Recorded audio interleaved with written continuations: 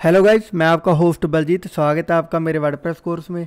Guys, आज की इस वीडियो में हम बात करने जा रहे हैं WP कॉन्फ़िग फ़ाइल के बारे में। आज हम सीखेंगे कि WP कॉन्फ़िग फ़ाइल का इंस्टॉलेशन के टाइम में क्या रोल है। अगर आपको इंस्टॉलेशन में कोई प्रॉब्लम आती है तो WP कॉन्फ़िग फ़ाइल आपके कौन कौन से एरर को फिक्स करने में हेल्प कर सकती है। तो जैसा कि गाइज हमने अपनी लास्ट वीडियो में .htaccess फ़ाइल के बारे में सीखा था, तो उसमें मैंने आप लोगों को बताया था कि .htaccess फाइल भी एक कॉन्फ़िगरेशन फ़ाइल है, लेकिन ये कॉन्फ़िगरेशन फ़ाइल है सर्वर की। इसको वर्डप्रेस यूज़ नहीं करता है, ये सर्वर यूज़ करता है, ठीक है। और आज हम सीखने जा रहे हैं wp-config.php। तो बेसिकली ये भी एक कॉन्फ़िगरेशन फ़ाइल है, लेकिन ये फ़ाइल है आपकी वर्डप्रेस की, तो इसको यूज़ करती है आपकी वर्डप्रेस की फ़ाइलें। तो WP कॉन्फ़िग फ़ाइल है जो बेसिकली वर्डप्रेस के लिए काम करती है। अगर इसमें कोई प्रॉब्लम आ जाती है ड्यूरिंग द इंस्टॉलेशन, तो आपको किस तरह के एरर देखने को मिल सकते हैं। साथ ही साथ आपको ये भी पता होना चाहिए कि इसकी वर्डप्रेस के अंदर मेन फंक्शनैलिटी क्या है, ठीक है। फिर ही हम उस फंक्शनैलिटी को मैनेज कर सकते हैं, एक्सटेंड कर सकते हैं। तो चलिए, मैं आप लोगों को इसको समझाने के लिए अपने सी पैनल में आ चुका हूँ।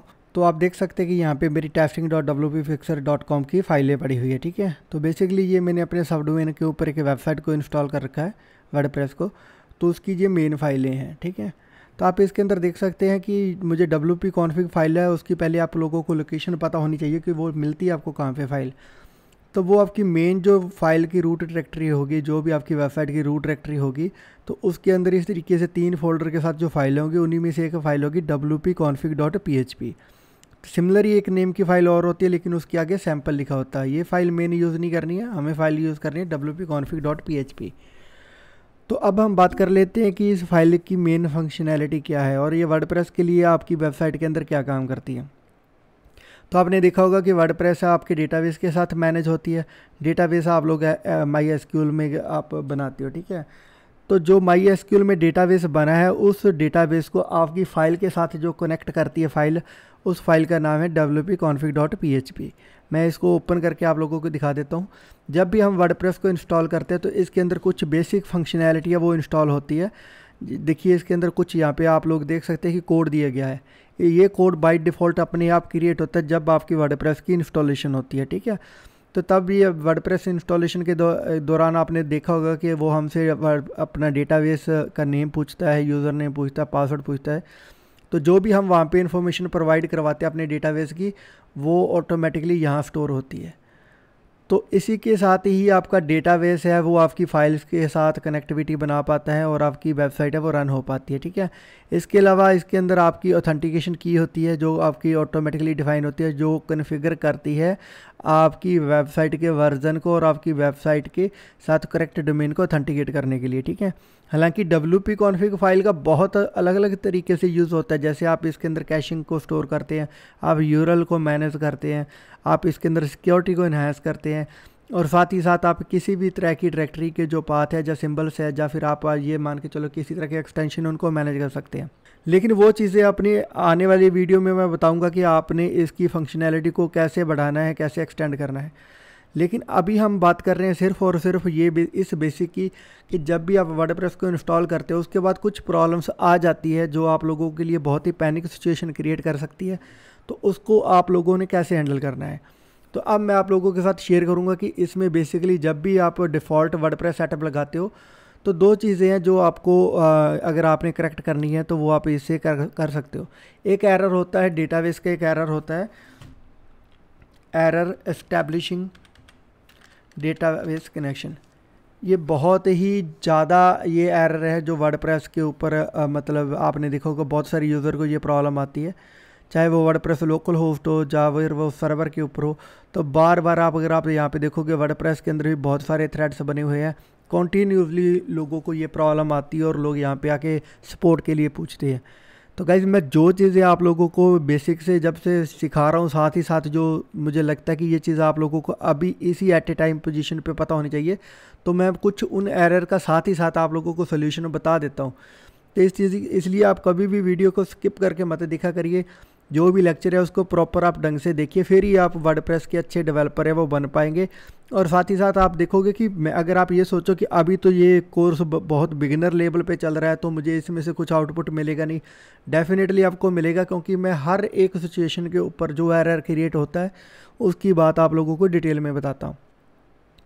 तो उसके ऊपर अगर आप देखोगे जाके तो बहुत सारी, जैसे मैंने अभी बताया कि एक बहुत ही क्रिटिकल एरर है जिसका नाम है एरर एस्टैब्लिशिंग ए डेटाबेस कनेक्शन। ये जब भी एरर अगर होता है तो अगर आपको वर्डप्रेस की अच्छे से नॉलेज नहीं है तो आप फिर यहाँ पे थ्रेड पे आओगे, कुछ सिचुएशन लोकेशन पे ढूंढोगे। तो मैंने देखा कि मैंने एज ए वर्डप्रेस डेवलपर काम करते हुए मार्केट में बहुत सारा पैसा कमाया है इस एरर को भी फिक्स करके। तो आप इसके लिए आराम से $20-30 मांग सकते हो और लोग देते भी है, क्योंकि ये प्रॉब्लम इतनी क्रिटिकल होती है कि लोगों की इजीली समझ नहीं आता कि मेरी वेबसाइट तो अभी तो अच्छी भली थी, हुआ क्या। और ये ज़रूरी नहीं है कि उनकी वेबसाइट में से कोई प्रॉब्लम सिर्फ इंस्टॉलेशन के टाइम में आए, समटाइम अपडेट करते वक्त भी, और कुछ कई बार क्या होता है कि अपनी वेबसाइट का यूआरएल चेंज करते वक्त भी ये प्रॉब्लम आ जाती है। तो मैं बताऊंगा आप लोगों को कि कब कब ये प्रॉब्लम आती है और कब कब आप लोगों को कैसे इसको सॉल्व कर सकते हैं। तो अभी मैं उसी चीज़ के ऊपर बात करने जा रहा था। तो देखिए यहाँ पे मेरी डेटाबेस का प्रॉपर दिया गया है।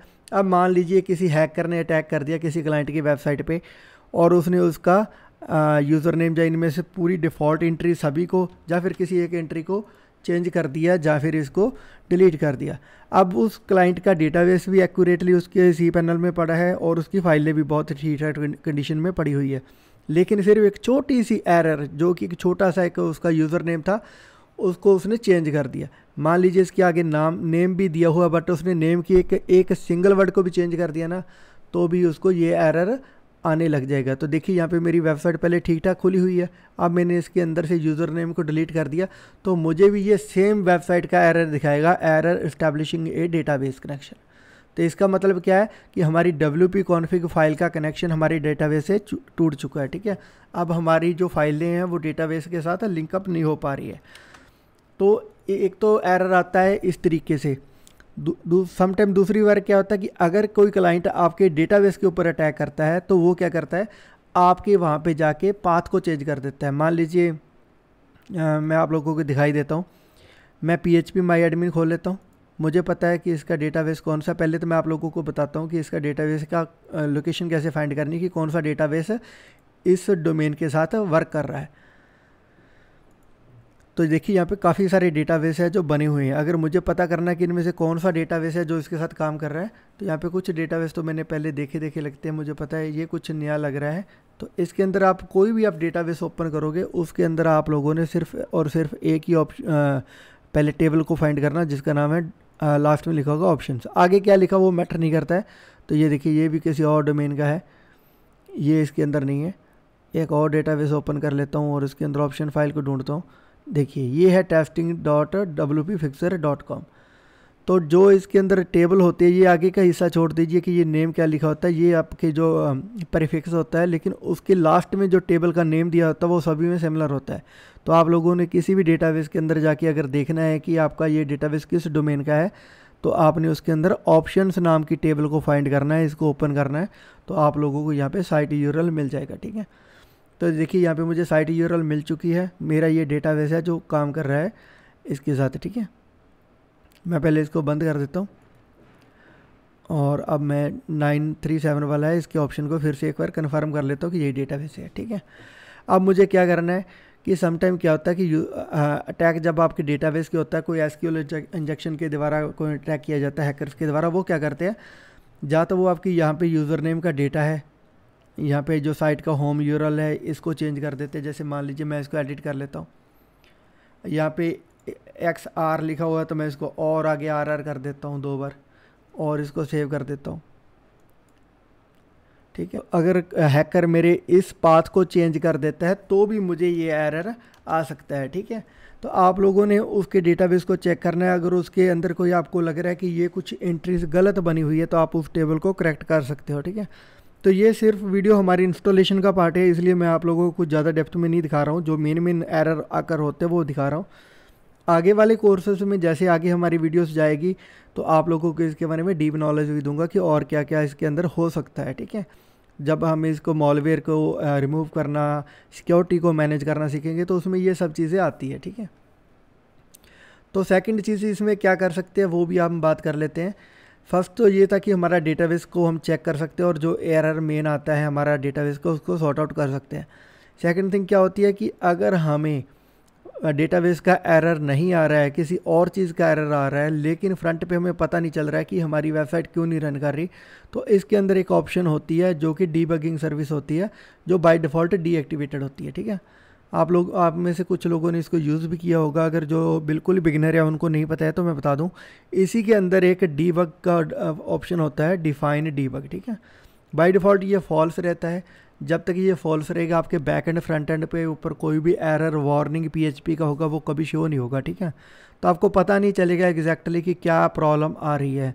और अगर आपको लग रहा है कि कोई एरर मुझे शो भी नहीं हो पा रहा है और लेकिन मुझे मेरी वेबसाइट भी वर्क नहीं कर रही है, तो पहला स्टेप आप लोगों ने क्या करना है, इस WP config फाइल को एडिट करना है और इसके अंदर डीबग को आके आप लोगों ने ट्रू कर देना है और इसको सेव कर देना है।